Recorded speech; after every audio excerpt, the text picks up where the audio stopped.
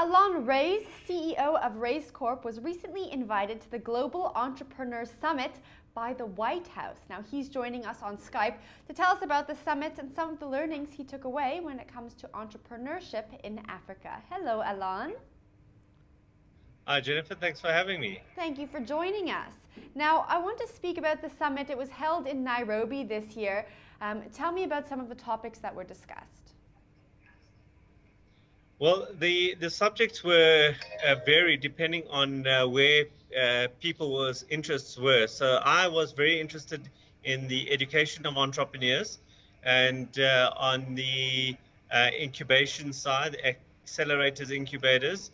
So I went down that route, but there were subjects ranging from agriculture, the idea of agriculture as an entrepreneurial endeavor, and its relationship to food security, right through to the macroeconomics of entrepreneurship.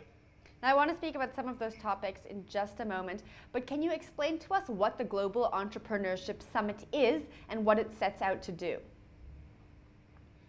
So, from my understanding, the Global Entrepreneurship Summit is an Obama initiative, which it's in its it's in its sixth year now, or fifth year or sixth year, I'm not sure.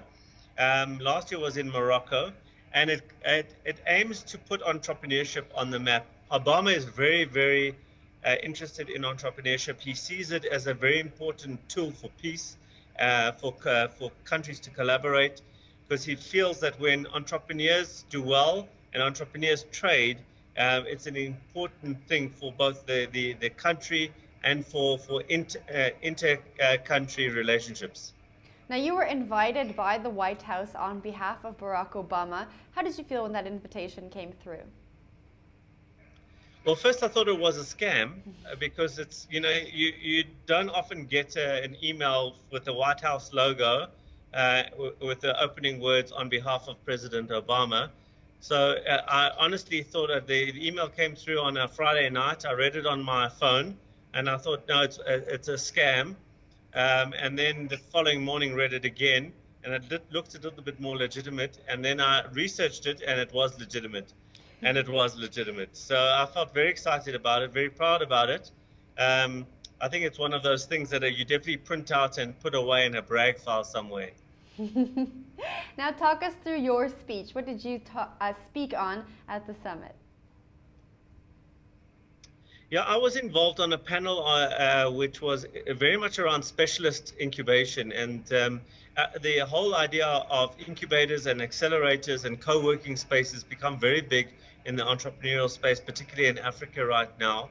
And in fact, I caused quite a stir because my whole sense was that where a lot of these incubators are going wrong and accelerators are going wrong is that they're following cut and paste models. And in every context, in every country, there's different realities. And for an incubator to become sustainable, for an accelerator to become sustainable, they have to modify the models to meet the local conditions. And what was happening is that people were just adopting incubator models that had been set by the likes of the World Bank or various other organizations, and couldn't understand why these models weren't actually working in their context. What's an incubator model for some people who are watching this video who might not know?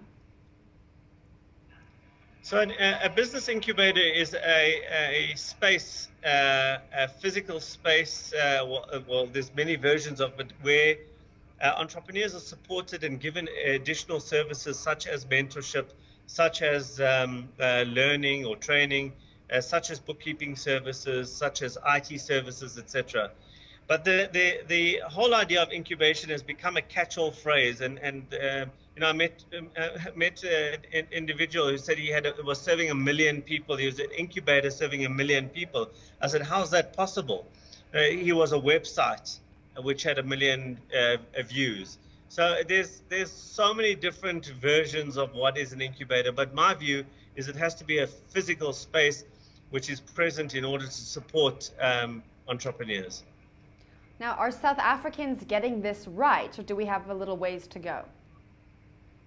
No, South Africa, in fact, is one of the leading spaces, uh, or one of the leaders in the incubation space, and a big contributing factor to that is Black economic empowerment, which created a context for business development service providers to flourish in this country, some good, some bad, but the good ones are really, really good and are of an international standard. And South Africa is known globally as a leader in business incubation, and proudly to say that Race Corp ourselves are also up there in the top, if not the top.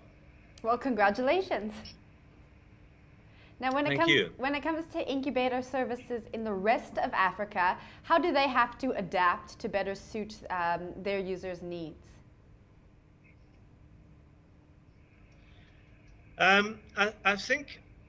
I think what's very important is to understand what the market needs in that space and what they can afford, and create a program interface that is commercially viable in that space. So a very expensive solution in a market that cannot afford to pay for it is the wrong solution, or a solution that deals with people further down the entrepreneurial journey, when the predominant amount of entrepreneurs are in startup phase, would be the mismatch.